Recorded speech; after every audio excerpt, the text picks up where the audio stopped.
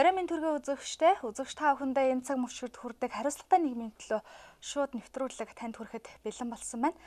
За үзэгчтэй та бүхэнд орой минь төргий танд. Орой минь.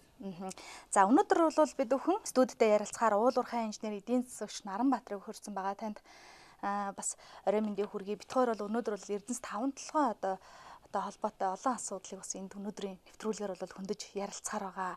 Тэр ихний асуудлаа бас хоёлаа эхлээд ярилцъя гэж бодож байна. Оюутлогоо компани бол үндсэндээ Эрдэнэс 5-7 компани бол өнгөрсөн хугацаанд бол 800 тэрбум төгрөгийн ашигтай ажилласан гэдэг ийм мэдээллийг бол өгч байсан. Гэхдээ ашигтай ажилласныхаа хэрээр бас энд хэтэрхий одоо үрэлгэн зарлагтай байна гэдэг ийм шүүмжлэлийг бас илэрхийлж байсан. Таны хувьд тийм ээ. Тэгэхээр энэ талаас хоёлаа эхлээд нэвтрүүлгийнхаа яриг хэлье. Юуны өмнө нэвтрүүлэгтээ урьж ярилцж байгаад маш их баярлалаа. Телевизүүд хаалттай байгаа биднэрт. Ийм хаалттай орчинд бас биднийг урьж энэ талаар нээлттэй ярилцахыг хүссэн танай телевизийн хамт олонд баярлалаа. За ногдол ашигын хувьд бол 800 тэрбум биш. Анх бол 700 тэрбум төгрөгийн ашигтай ажиллаа гэж он гарангууд Эрдэнэс 5-7 компаниг гүйцэтгэх захирал нэг хэсвэртэй хэвлэлийн багваралт хийж мэдэгдэжсэн. За энэнийхэн дараа санхүүгийн тайлан балансыг үзье. Ашиг нь яаж гарсан бэ гэд асуухаар үзүүлээгүй. Одоо тэр битэл Эрдэнэс 5-7 компани одоо вебсайт Эрдэнэс TTC гэмээр гэдэг юм л да, албан ийм вебсайт дээрээс бүх санхүүгийн мэдээллүүдээ авсан. Тэгээ одоо болтол одоо тэр тайлан тавигддаг байж. За ингээд олон нийтийн одоо шахалт явсан. Ногдол ашигын тооцоогоо үзье гэдэг. Тэгээ энэ компани бол Монголын 2.5 сая иргэний хувьцааг одоо бүртгэлтэй энд ногдол ашиг өгөх одоо менежментийг бидний өмнөөс хийж байгаа компани.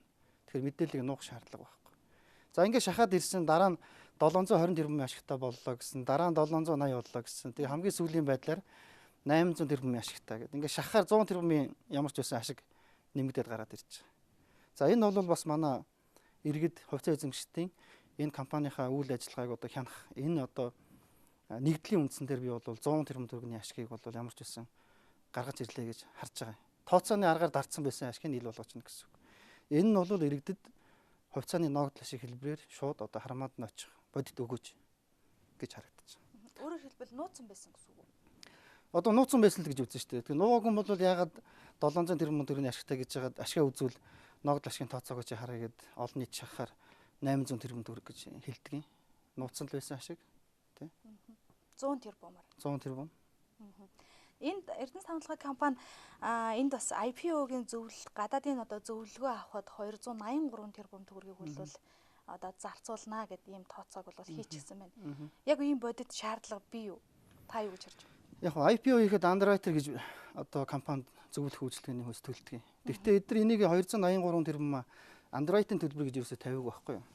Одоо энэ төсөв дээр бид нар ингэ шаардаад 19 оны төсөв чи ямар болж байна гэдэг ингэ шаардаад нэгсэн чинь нэхүүс вебсайт дээр тавьсан. Одоо энэ ингээд камераараа харуулчихна үз энэ underwriter-ийн IPO гадаадын зөвлөх гээд 283 одоо тэрбум төгрөгийн зөвлөхийн хөлс тавьсан байж.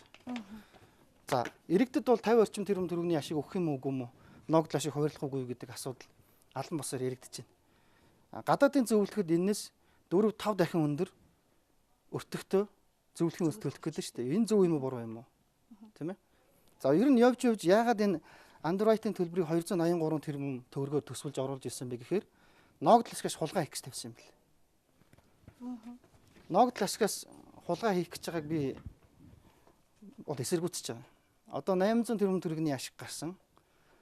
Компани тухай хуулиар шаардлагатай хөрөнгө оруулалтын юмнуудаа тооцоолж жагаад төсвөлж жагаад хасаад үлдсэн мөнгөний ногдол ашигт хуваарладаг байхгүй. Тэгэхээр ногдол ашиг одоо их өгүүлэх сонирхол байхгүй шүү дээ. Бага өгүүлэхийн тулд underwriter гэх мэтийн гадаадын зөвлөхүүдэд 200 одоо 83 тэрбум төгрөгийн зардлыг тавиад тэгээ дээрэс нь одоо энэ бас барилга байгууламж 42 тэрбум гэж байгаа. За дээрэс нь энэ компьютер түүний дагалдах хэрэгсэл авах 4.5 тэрбум 3 сая төгрөгөөр ботход 1000 хүнд компьютер авах гэдэг шүү дээ тий. За ингээд машин тооногдох хөрөмж түүний дагалдах хэрэгсэл одоо 80 тэрбум төгрөг гэх мэт ингээд тавьсан байж байгаа. Ингэсээр байгаад 481 тэрбум болгоод нөгөө 800 тэрбум төгрөгнөөс чинь 481 тэрбумыг хасаад үлдсэн 300 одоо 19 тэрбум төгрөгийг нэг 14% буюу за 1072 хувьцааны багцтай нэг иргэнд бол нэг 20,000 төгрөг очих юм үгүй юм уу? Ийм л тооцоо, ийм л утгагүй юм хийж өгөх гээд байгаа юм л та. Тэгээ тийм учраас би энэ их өргүү зардлыг тавиад эдгээр ногдол ашигаас хулгайлж ийн гэж үзэж байгаа. Энэ удирдлагын зардал гэдэг чинь 22 тэрбум төгрөг шүү дээ. Чухам одоо энэ удирдлагын зардалд энэ тухайн удирдлагуудад одоо урамшуулал өгөх ийм асуудал байна уу энэ дунд? Удирдлагын зардал гэдэг маань юу гэхээр ерөөсөө энэ хэдэн дарга нарын чинь сууж байгаа ширээ сандал офис тэдний цалин хангамж унаа уншинтал явж байгаа ийм л зардлууд шүү дээ. Тэ. 22 тэрбумны төгрөгийн зардлыг бол өмнөхөд төвчихгүй. Би одоо сүүлийн 4-5 жилийн Эрдэнэс тавталгаа компани энэ үргүү зардалтай бол ноцолдож одоо зодон зохион хийж явж байгаа. Ягаад тэгэхээр энэ үргүү зардал бол өөрөө ногдол ашиг бууруулдаг учраас ногдол ашигын цэвэр хулгай байхгүй. Тэгэхээр яаж юм гэхээр Эрдэнэс тавталгаа компани 19 онд 22 тэрбум төгрөгийн одоо удирдлагын зардал төлөвлөсөн байгаа. За харьцуулаад үзэх юм бол яг хажууд нь жижиг тавталгаа гэж байгаа тийм манай ууган тавталгаа. Энэ ууган тавталгаа удирдлагын зардал ердөө 2 тэрбум төгрөг байгаа байхгүй. Бодтой 2 тэрбум төгрөг бүхэл бүтэн 10 дахин их юм зардал байж байгаа шүү дээ. Юу гэсэн үг вэ? Багнуурын уурхаа 40 жилийн түүхтэй багнуурын уурхаа бүхэл бүтэн 10 жилийн цэвэр ашигыг нийлүүлсэн дүнтэй тэнцэх хэмжээний ашгаар удирдлагын зардал хийж дарга нар тоглох гэж байгаа байхгүй. Тэгэхээр 22 тэрбум төгрөгийн зардал гаргахгүй найзууд. 2 тэрбум төгрөгийн хас үлдсэн 20 тэрбум төгрөгийг иргэддээ ногдол ашигаар өгөх хэрэгтэй л гэж би хэлэх гээд. Та хэлж штэ сүүлийн 3-4-5 жил ингээ явж байна гэж байна.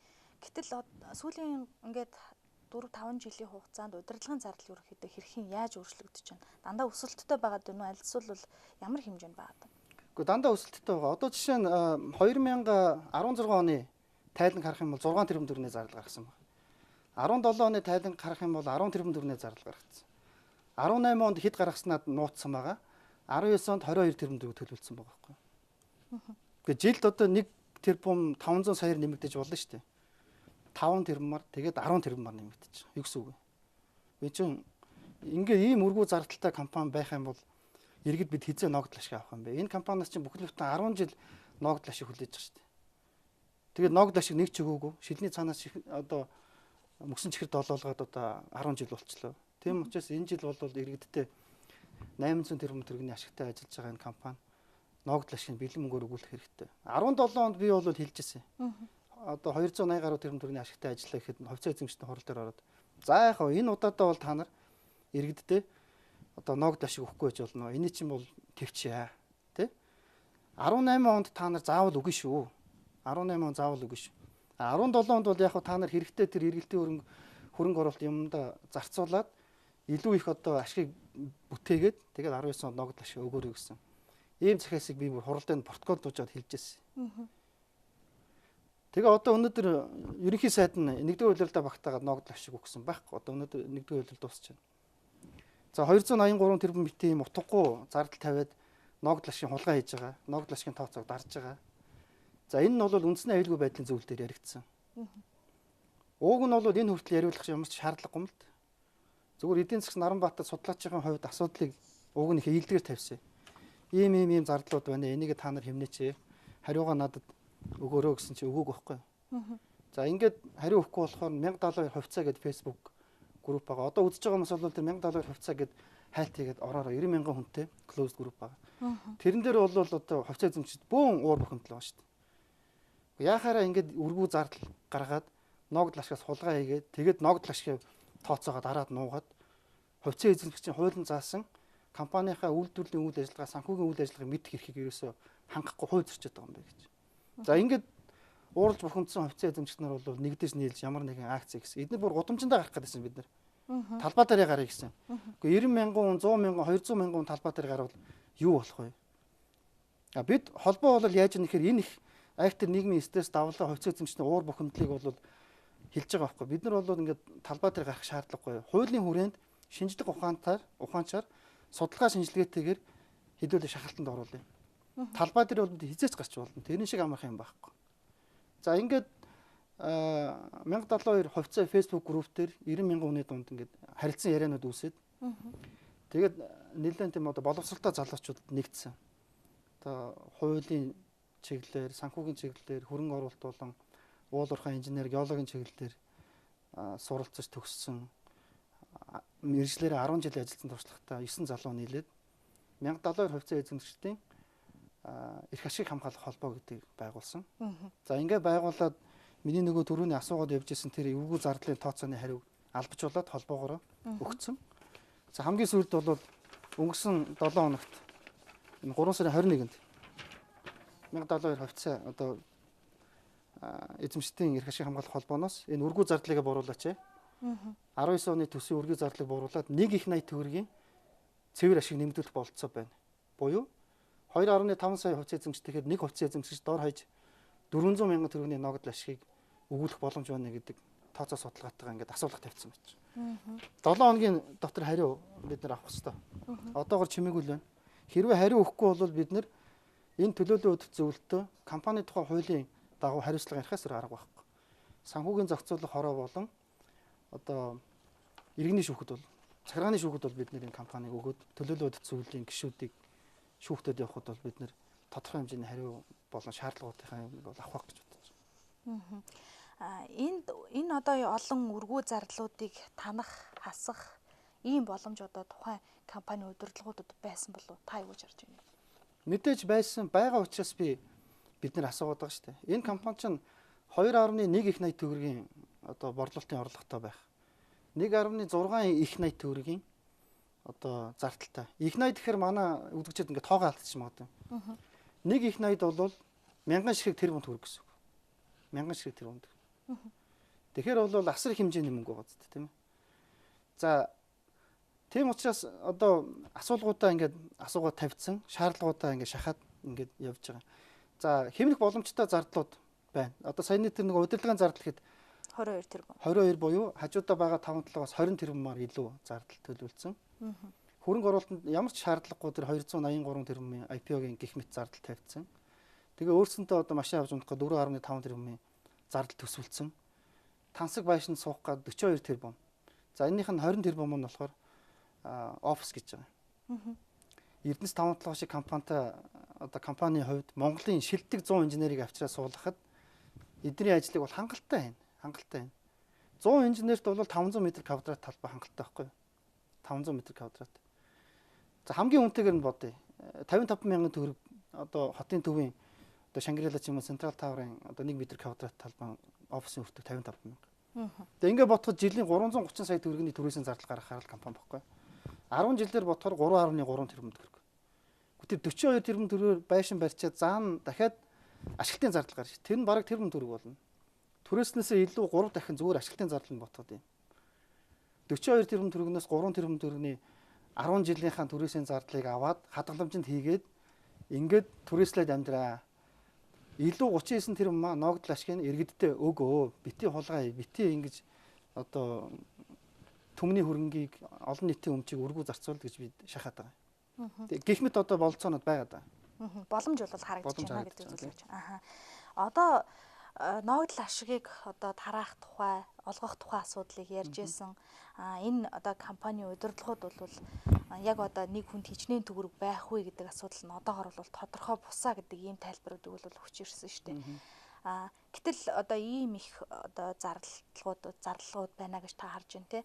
Тэгэхээр нэг хүнд яг ингээд бодоод энэ зарлуудаа хасаад энэ үргэлжлэн зарлаа танаад ирэхээр нэг хүнд хичнээн төгрөг одоо очих боломж байгаа.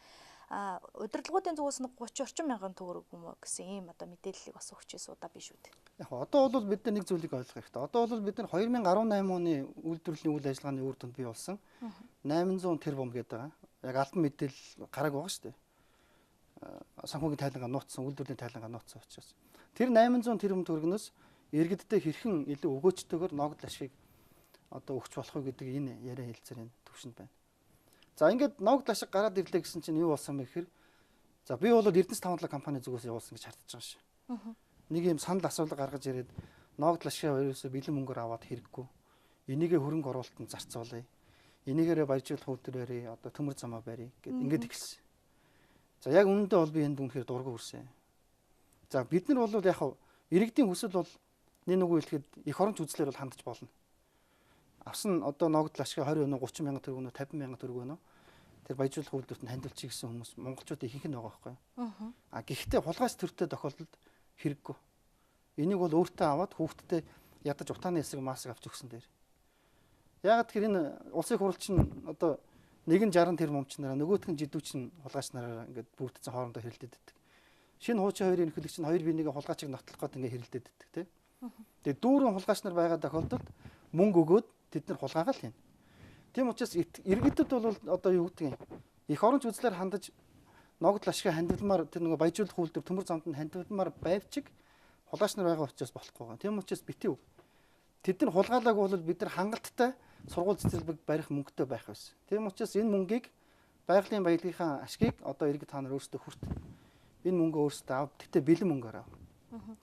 Гэхдээ энэ нэг хэсэг нь бол бас яг уу энэ яг таны хэлж байгаачлан ирээдүйдээ бодоод бид нар бас юм үйлдвэртэй болчихъя, төмөр замтай болчихъя гэж бодож байгаа гэсэн үг байгаа ба. Мэдээж байлгүй хаа. Би бол ер нь сүүлийн одоо 10 жил энэ төмөр замыг хүлээж байгаа. Баяжуулах үйлдвэрийг хүлээж байна, цахилгаан станцыг хүлээж байна. Энэний цаана биш үү те 5-7 уурхайн өрсөлдөх чадрын тухай асуудал яригддаг. Одоогийн байгаа энэ нөгөө бүдүүлэг автозамтай тээврээрээ нүүрсээ их хямдхан зараад байгаа энэ менежментээр юм дампуу менежментээр явах юм бол үндсэндээ улсын хурлын 2 сезон буюу 8 жил ашиглаад эдийн засгийн үргэлжлэлтэй нөөцөнд тусгаж байгаа. Эдийн засгийн үргэлжлэлтэй нөөц. Нөөц бол хоёр өөр ойлголттой байдаг. 7 тэрбум тонн нүүрсний нөөц гэж байгаа. Энэс эдийн засгийн үргэлжлэлтэй технологиор одоогийн менежментээр авах нь ердөө 120 сая тонн байхгүй. 60 сая тонныг авцсан. Одоо цаана 60 гаруй сая тонн үлдсэн.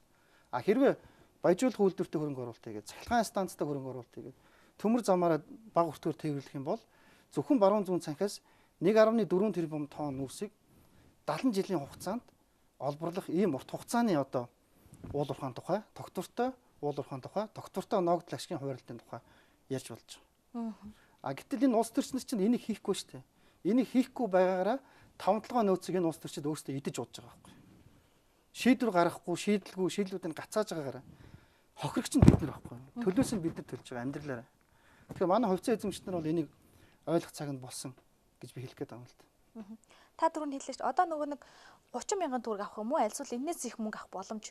Та судалгаа хийж үзсэн үү? Боломж байгаа. 2019 оны төсөв дээр ажиллая. 2019 оны төсөв дээр одоо 2.1 их найдын орлоготой ажиллаад 1.5 орчим одоо тэрбум одоо их найдын зардалтай ажиллаад тэгээд нэг 700 орчим одоо тэрбум төгрөгийн цэвэр ашигтай ажиллах тооцоо хийсэн байл. За нүүрснийхээ үнийг одоо маш багаар тооцсон байна. Зардлаа бол 40-50% нэмэгдүүлсэн байна. За ингээд удирдлагын зардлаас нь хасаад үйлдвэрлэлийн зардал нь хэмнэх боломжтой зардлуудыг хасаад нүүрсний үнийг зөвхөн $20 өсгөхөд зөвхөн нүүрсний үнийн өсөлтөөс 800 тэрбум төгрөгийн 800-аас 900 тэрбум төгрөгийн өртгөө нөхцөн цэвэр ашигын одоо орлого бий болно. 1.6 их найдаас чинь 10% нь хэмнэхэд 160 тэрбум байхгүй юу? Ингэхэд бол 1 их найд төгрөг. Мянган ширхэг тэрбум төгрөг байхгүй юу? За нэгэд эднийг 19 оны тооцоонд эдгээр оруулахгүй хавд арцсан юм чинь. Тэгвэл бүгдээрээ энэний тооц гаргаж тавьж хагаад төсвийг батлуулаад энээс нь давсан орлогыг төрийн одоо мэдлийн хувьцаа руу шилжүүлж мөнгөний өгөхгүйгээр энэ 1 их найд төгрөгөө 2.5 сая иргэнд хувааж өгье. 400 мянган төгрөг нэг хүнд. Ийм нөөц болцоо байгаа. Тийм учраас 1072 хувьцаа эзэмшигчдийн эрх ашиг хамгаалах холбоо энэний төлөө цэвэр мэрэгжлийн ажиллана гэдэг би та бүхэнд бас хэлмээр байна. Ягаад гэвэл энд мэрэгжлийн уул уурхай инженер эдийн засгч байгаа, мэрэгжлийн геологч байгаа, мэрэгжлийн хуульч байгаа, мэрэгжлийн санхүүчт байна. Мэрэгжлийн одоо компани засаглалын одоо чиглэлээр мэрэгжсэн мэрэгчлэнүүд байна. Монголын 9 сайхан мэрэгчлэлтэн байж. Бид нар 283 тэрбум энтер гэж зөвлөхийн хөлбөмбөс авахгүй. Бид нар нэгт төгрөг авахгүй. Бид нар харин үнгүүгээр та нарт туслаад энэ одоо үргүү зардлыг тань чадахгүй байгаа бол зөвлөгөө өгөөд ингээд хувьцаа эзэмшигчтэй за 19 оныхын төсвөөс нь хэмнээд тус бүртэн 400 мянган төгрөгийн одоо ногдол ашиг өгүүлдэг гэж. Нэгд дарцсан учраас би нэмэлт ашиг хуваарлахын шударгал гэж бодод. Энэний төлөө манай хувьцаа эзэмшигчд явах хэрэгтэй. Танад одоо хандж байгаа хүмүүс ер нь ямар сандалтай үнэлттэй байх юм? Бид нар бол маш нээлттэй ил тод тунгалаг үйл ажиллагаа явуулна гэж байгаа. Ер нь бол ардчилсан Монгол улсад энэ төрийн бус байгууллага гэдэг ямиг үнэхээр яг бодит одоо утгаар нь хуулийн хүрээнд хийгээд институт тогтолцоотой, судалгаатай, тооцоотой хуулийн одоо гудамжинд гарч хашгирахаас илүүтэй хуулийн хүрээнд фактуудыг тавиад ингээд шахаад явах нь өөрөө их эрүүл одоо тэмцэл болчиход байгаа. Эрүүл тэмцэл болчиход байгаа. За яг нэг үгүйхэд Монголд бол төрийн бус байгууллагуудын энэ нэр хүнд бол үнэхээр унчиж.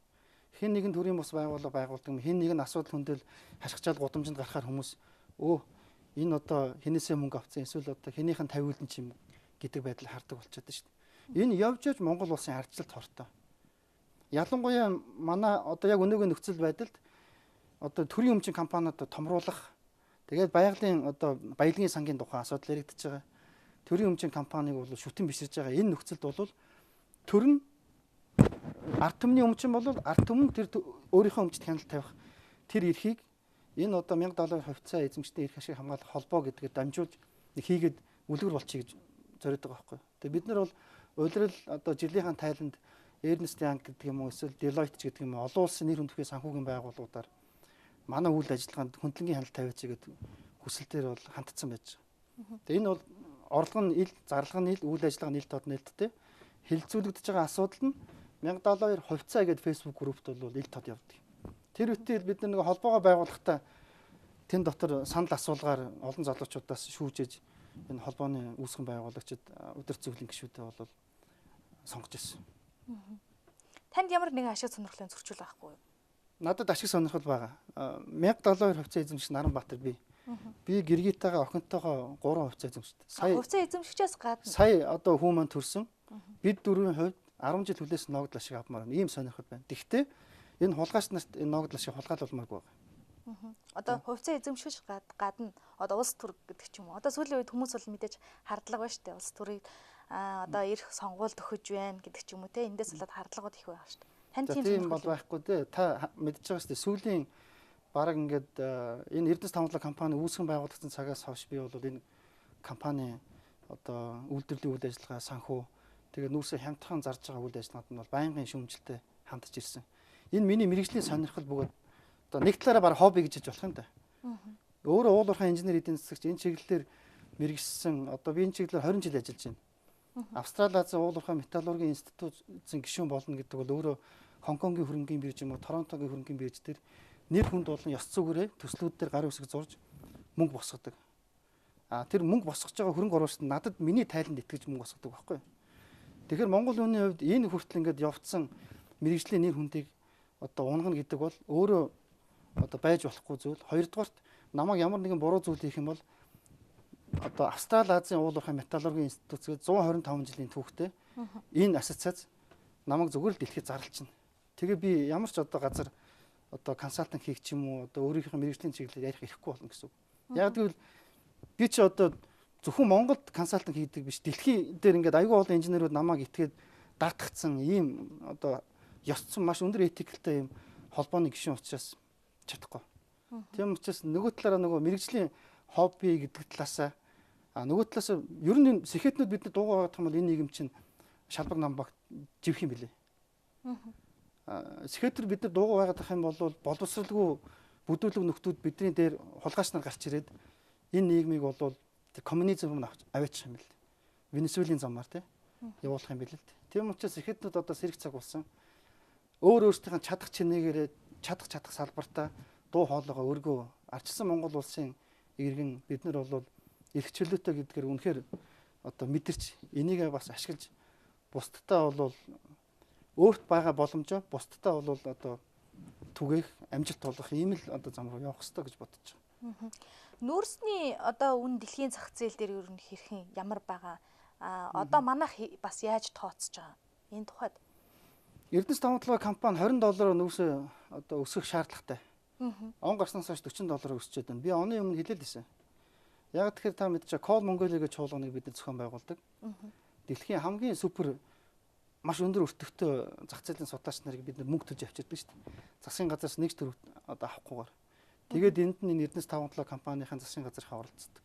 За хамгийн сүүлийн үеийн байдлаар бол бид нар одоо Хятадын Бээжинд олон улсын хурал зохион байгуулж байгаа. Бид нар зөвхөн Call Mongolia-га энэ Монголдо зохион байгуулдаг Зүүн Азийн их том хурал болсон 3000 хүн оролцдог юм хурал болсон байсан. Одоо бол хүрээгээд хэлээд бид нэр сүүлийн 2 жил бол Бээжинд хурлаа хийдэг болсон байж байгаа. Одоо 4 сарын одоо 9-аас 10-нд дэлхийн коксч нүүрсний одоо нөөц ба зах зээл сэдвт 9 дахь удаагийн хурал Хятадын хамгийн том судалгааны байгууллага Финветтэй хамтарч бид нэр хийх гэж байгаа. За урьдчилсан мэдээлэлээр нүүрсний үн дахиад цаашаа өснө 19 онд. Өсөх шалтгаан нь юу вэ гэхээр Австралид үер болцсон. Үерийн гамшигын байдлаас бол Австрали улс гарч чадаагүй байгаа. Австрал бол манай нүүрсний одоо гол өрсөлдөгч. Хятад руу нийлүүлж байгаа нүүрсний одоо номер 1 нь Австрал, бидний хойно 100 цаг гişгэд яваад байдаг. За бидний яг ардталт бол Оросын холбооны улс бол нэлээд хүчтэй байр суурь эзэлж орж ирж байгаа. Ийм нөхцөл байдалтай. За гэтэл Австралд үер болцсон байгаа. Төмөр зам нь эвдэрсэн уурхаанууд нь усан живцсэн. Гамшигын байдлаасаа одоо нэг сар гарагийн дараа гарчих баг. За дээрэс нь Хятад улс бол дэлхийн худалдаа нөгөө Америкийн нэгдсэн улстай худлааны дайны нөхцөлтэй байгаа шүү дээ. Тэгэхээр энэний шууд бус нөлөөгөөр Австрал Хятад хоёр худалдааны бас хүүтэн одоо байдалд очсон байж байгаа. Австрал Хятадын хувийг гар утсыг оруулахгүй 5G сүлжээндээ ашиглуулахгүй гэсэн. За Хятад зөрүүлээд коксч нөөсөө чи авахгүй гэсэн байж байгаа. За энэ нь Монголд аягүй том боломж авчиж байгаа. Тэгээ энэ тодорхойгүй нөхцөл байдал нь 6 сар хүртэл үргэлжлэх байх гэж тооцсон чинь өшөө бүр тодорхойгүй хугацаагаас унахаар болчихлоо. За гих мэт нөхцлүүдээс дээрэс нь Хятадын одоо уурхаанууд цагаан сарын өмнө коксч нүүрснийхээ татаа авалтыг бол хангалттай сайн бас хийж чадаагүй. За энэ гурван импактаас үүдээд нүүрсний үн одоо огцон өсөж байна. Тэгээд ч одоо улирлын одоо шинжтэй нүүрсний үнийн индексийг бол яг л одоо тохирдог хугацаа байхгүй. Дэлхийн одоо Хятадтай коксч нүүрсний худалдаа хийж байгаа бүх улсууд бол одоо хилцээр хийж байгаа. Тийм учраас Эрдэнэс 5-7 компанийн үнэхээр та бүхэн сарын 5 сая төгрөгийн цалин аваад менежер чинь байж байгаа тий. Жилийн хэдэн одоо 10,000 доллар зарцуулаад гадагшаа томилт дээр яваад нүүрсээ зарна гэж явж байгаа юмс. Яг энэ моментыг ашиглаад та нар 20 доллараар нүүрсээ үнэ одоо нэмээ. Ингэх юм бол дор хаяж одоо 800-аас 900 тэрбум төгрөгийн нэмэлт ашигыг бол 19 онд авчирнаа. За ингэж чадж байгаа бол үнэхээр төр сайн менежер ингэж би хэлээ. Үнэхээр тэр төрд ажиллаж байгаа тэнд одоо мэдээлэл нууж хаагаад байгаа нөхдүүд бол сайн ажиллаа гэж магтъя гэж байгаа. Эсрэгээр нөгөө нүүрсийн дундын зуучлал хийгээд байгаа Винсвэ одоо бол e-commodities гэдэг нэртэй болсон. Компани бол дундын зуучлал хийгээд хэдэн тэрбум долларын ашигтай ажиллаад шүү дээ. Хонконг долларын ашигтай. За би дараа танд юуг нь үзүүлнэ заяа. Тэр Винсвэгийн 19 18 онд хэдэн тэрбум долларын ашигтай ажилласан мэдээллийг Хонконгийн хөрөнгөний биржтэй бүртгэлтэй очиж шууд татаад аваад үзүүлчих болно. Маш харамсалтай мэдээллүүд гардаг байхгүй юу? Уул нь бол тэр ашигч нь биднэрт л ирээд Винсвэд очиж байгаа тэр дундын зуучлалын чанжид очиж байгаа мөнгө чинь манай Монголын ард түмний баялаг биднэрт ирэх ногд ашиг байх хэрэгтэй байхгүй юу? Тэрийг байхгүй болгох юм боломж байхгүй юу? Дундын зуучлал. Тэрийг харин дундын зуучлалгүй болгохын энэ компани ч өөр нэг баяжуулах үйлдвэр байхгүй. Тэгээд дээрэс нь одоо яагаад гэдэг ерөөсөө ингээд өрөм нүүрс гэж ярьж байгаа. Хусан биш шүү. Өрөм буюу 4-р давхарга байгалаараа баяжсан нүүрс байгаа байхгүй юу? Нэрийг нь бол түүхийн нүүрс гэж гаргаад байгаа. Эн чинь байгалийн гүнд өөрөө процессороор баяжаад баяжуулсан нүүрсээс өндөр гарцтай нүүрс болсон. Хажууд нөгөө энержи ресурсын нүүрс нэг 1 тонн нүүрснээс нэг 500 одоо 10 кг коксч нүүрс гарч байгаа бол Эрдэнэс 5-7 1 тонн нүүрснээс 850 кг-аас 950 кг коксч нүүрс гарна. Баяжуулахгүйгээр байгалаараа тийм. Тэгээ тийм нүүрсэж авчид 25 доллараар маш олон жил зарлаа шүү дээ. Одоо сүүлд намайг ингээд нэлээд шахаад ирэхээр эдгээр нэг нээлттэй тендер шалгаруулсан нэртэй болоод ингэ байж байгаа. Одоо бол энэ нүүрсний борлуулалтын гэрийг нь харин ил болох хэрэгтэй.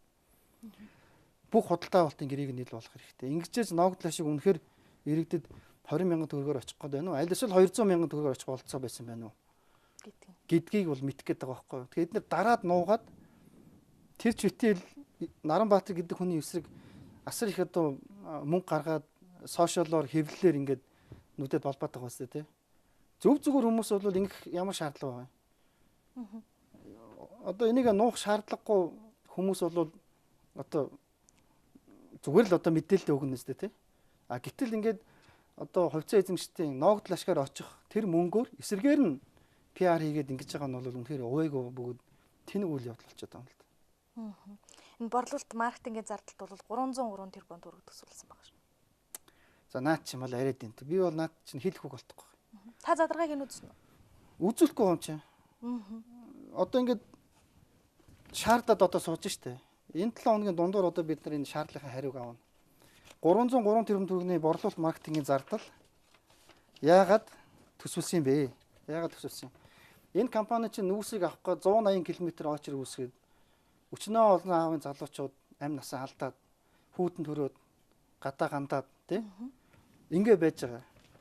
Нүүрсийг авах гээд ийм их очиртой байхад яагаад 303 тэрбумыг борлуулалт маркетинг зарах болсон юм. Ямар учиртай юм. Энийний цаана нөгөө телевизүүдэд өгж байгаа. Телевизүүдтэй хаалтын гэрээ хийж байгаа. Дээрэс нь одоо энэ $1000 хувьцаа эзэмшигчдийн эрх ашиг хамгаалах холбоо гутаанд дамжуулж байгаа энэ мөнгнүүд энэний ардтал явж байгаа. Бидний хувьцаа эзэмшигчдийн мөнгөөр эдгээр ийм балиар юм хийгээ явж байгаа байхгүй. Тэгэхээр энэ задаргаагаа үзүүл 303 тэрбумыг маркетингийн зардлаа. Хувьцаа эзэмшигчд очих жилийн ногдол ашигын 5-6 жилийн ногдол ашигыг бол ингэж өгөх гэж штэ. Энд дээр ерөөсө тайлбар хийхгүй байгаа байхгүй гол нь. Тэгэхээр ийм их мөнгөөр бол одоо борлуулалт маркетинг хийхэд бол бас их мөнгө л байгаад байна шүү дээ тий. Асар их мөнгө байгаад байна. Одоо савн зардаг юм уу, шампунь зардаг ч юм уу тий. Тийм одоо компанийн хувьд бол маркетинг мөнгө зарахыг ойлгоно. Эрдэнэс 5-7 компанийн хувьд нэгж төгрөг хэвлэл зарах шаардлагагүй. Бэлэн байна авахд. Нэгж төгрөг маркетингдээ зарцуулах ямар ч шаардлагагүй. Цаана зах зээл бэлэн 180 км-ийн төвжил үүсчихэд байгаа шүү дээ. Тийм үү? За би бол энэ ихэнх нь телевизүүдийн зардал явж байгаа. Магадгүй засгийн газрын PR-ийн мөнгө энэ дотор явж байгаа байна. Тийм учраас энд одоо манай хувьцаа эзэмшилд мониторинг хийх зайлшгүй шаардлагатай байна. Одоо энэ маш их урт цуваа ингээ үүсээд нөхцөл байдалтай байгаад байгаа штэ. Тэгэхээр энийг одоо яаж шинжилж, яаж сайжруулах юм боломж байгаа бол энэ бас асуудал байгаад штэ. За яг үүндээ бол энэ асуудлаар ярихад үнэхээр бас сэтгэл өвдөд өгдөө. Сая сүүлд бас 2 залуу бас шатаад өнгөрчлөө. Энэний цаана хүний амны нас яригдж байгаа. 10 оноос хойш хүний эрхийн комисс судалгаа хийсэн байлээ. 52 сайхан залуу нас орсон байна. 52 гэр бүл өмчсөн байна. Тийм ээ. 18 онд хэд 680 аваар осол гарсан байна. 30 залуу тахир дутуу болж үлдсэн байна. За сүүлд нэг залуу бас гарч ирсэн. Би бас тэр залуутай очиж уулзъя гэж бодоод байна. 2 хүлээ тайруулаад ингээд үлдсэн. Энэ бол яг үнэндээ бол энэ автотээврийн зам дээр гарсан зохион байгуулалтгүй авилгалтай байгаагийн л үр дүн. Авилгалынхаа төлөөсийг манай залуучууд бол амь насаараа эрүүл мэндээр ингэж төлж байгаа юм байна. Нэг машинаас одоо 5,000 юаны авилгал авдаг. Тэгээ зээ зөвшөөрөл олгодог. Тэгээ тэр нь дандаа хятадын машинууд. Монголчуудын машин байхгүй шүү, дандаа хятадын машинууд. Бид нар яагаад ингэж амьдарч байгаа юм бэ те? Тэгэхээр өнөөдөр мэдээ гарсан байлээ л дээ. Энэ одоо АТГ-гээс мэдээлэл хийгээд энэ зээ зөвшөөрлийг олохдоо бол авилгал авсан байна гэдэг мэдээлэлүүд бол цацагдаж байна. Тэгэд маш олон жолооч нар холбогдож байгаа. Тэр тээвэрд явж байгаа одоо говийн одоо тээвэрчдийн холбооны залуучууд бол над руу холбогдож байгаа, ярьж байгаа.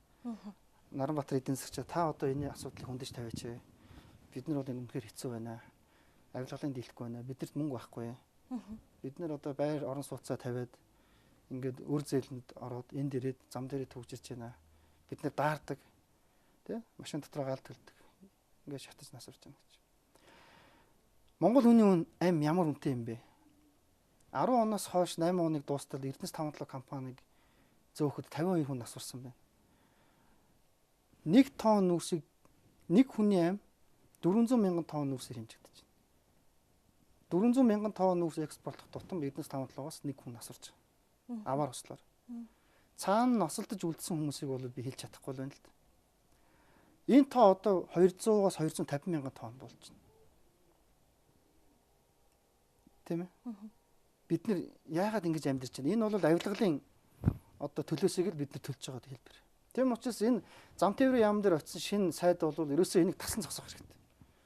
Тэр цээ зөвшөөрөл нэрэ тооцоо гэдээ үзэхээр нэг жилдээ нэг одоо 25 сая тонн нүрс гашуун сухатын бомбтоор экспортлоход 3,000-аас 3,300 шиг машин хангалттай байдаг. Тэгэхэд 8,000 орчим машины зөвшөөрөл өгч байгаа. Цаана 5,000-ын илүү нөгөө хүчин чадлаас нь давтсан. Тэгээд нөгөө бомбтын хүчин чадлаас нэвтрүүлэх чадвар чинь гүйцэхгүй шүү дээ. Тэгээд 180 км үүсдэг. Тэгээд хүмүүс ингэж өгч байгаа. Тэгэхээр одоо шинэ сайд бол өмнөх энэ процессыг бүгдэнд нь шалгалт оруулах хэрэгтэй. АТГ бол ямар ч байсан захаас нь бариад авцсан байна. Сайн зүйл. Ёстой яг иймэрхүү газар АТГ ажиллаж явах хэрэгтэй. Цаана хүний амь яригдаж байгаа учраас. Би бол тэгж бодож байна. Тийм учраас энэ алдаа завхрал засагдаасаа гэж бодож байна. Хоёрдугаарт бол Эрдэнэс таван талаа компани ер нь уурхайн амныхаа үнээр нүүсээр зарчаад амнаас цаашаа Монгол хүний амнаас биднэрт ямар хамаатай гэдэг юм яриад идэв. Энийг болох хэрэгтэй. Энэ одоо хүмүүсийн чинь амь насаар бид нар өнөөдөр 800 тэрбум төгрөгийн ашиг бий болгоод өнөөдөр одоо хувааж хуваарж идэх тухай хэрүүл тэмцлээ хийгээд сууж штэ. Тийм учраас энэ жолооч нарын тээврийнхэндээ бол үнэхээр баярлалаа гэж хэлмээр байгаа. Энэ хүмүүсээ харж хандах цаг болцсон. Болж өгдөг бол Эрдэнэс таван талаа компани тэр жолооч нарын ядаж нэг өдрийнхаа юм 7 хоногийн цалин өгчээсэй гэж бодож байгаа. Одоо гарт шийдлийн хувьд бол тэр бонтыг нь альсвал өргөх хэрэгтэй юм уу? Альсвал нөгөө тээвэрлэлт хийж байгаа тэр гарт шийдлийн хувьд бол би тань зөвлөхөд Эрдэнэс таван талаа компани тээврээ өөрөө хариуцах хэрэгтэй байхгүй юу? Бити амнасаа цааш одоо энэ миний асуудал биш гэж хай. Яг хажууд нь Energy Resource гэдэг компани байгаа шүү дээ. Тэг чи бараг 1000-аад машин явуулдаг үлээ. Тий. 700-аас 1000 орчим машин. Тэгэхэд тэнд нэг ч аваар осол гарахгүй. Ажилтнууд нь маш өндөр цалинтай, маш дулаан байр орон сууцнд амьдардаг. Тэ? Ийм одоо цалин хангамж болон аюулгүй ажиллагааны шал өөр менежмент явж байгаа. Яг л адилхан нэг замаар явж байгаа шүү дээ. А гэтэл нөгөө талд нь энэ компани одоо нүүрсний тээврийг хийж байгаа нь аваар осол гараад хүн хөөд өгдөг, осолдоод өгдөг. Тийм учраас яг хажуудаа байгаа энэ компаниас суралцалтай. Тээврийн Эрдэнэс таван талаа компани өөр дээр аав, эрсдлээ үүр, та нар бити улс төрчийн царайлаад энэ одоо аюул ослоос цутаагаад бай. Шийдий гэж байгаа бол асуудлыг барьж аваа шийд. Юу тэгж хэлмээр. За хоёулын чинь ярилцах цаг бас өндөрлж байгаа шүү. Маш олон асуудлыг бас асуумаар л байна л да.